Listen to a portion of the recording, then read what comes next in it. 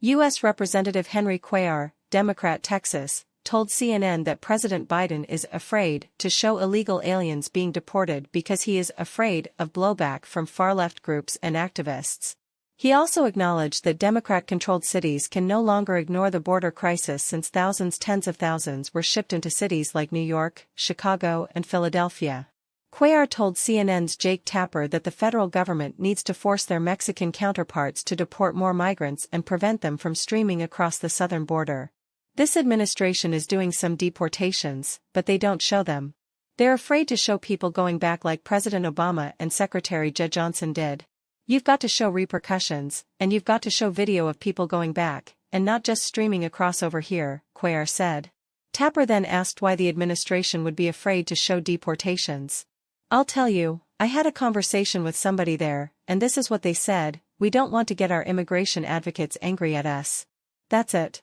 That's what somebody told me there, Cuellar answered. When asked how he would grade the Biden administration's handling of the border crisis, Cuellar acknowledged that the situation has improved, but added that there needs to be improvement.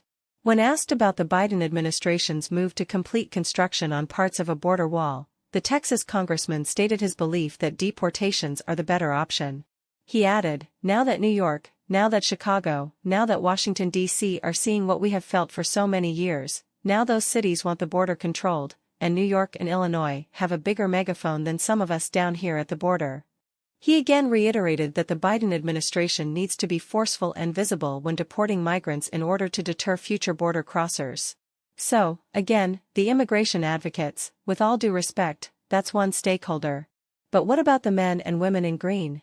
What about, more importantly, the border communities? We here at the border communities, and I'm in Laredo, people tell me we've got to do something about the borders, Cuellar told Tapper. And my district is 80% Hispanic, and they're saying, control that border.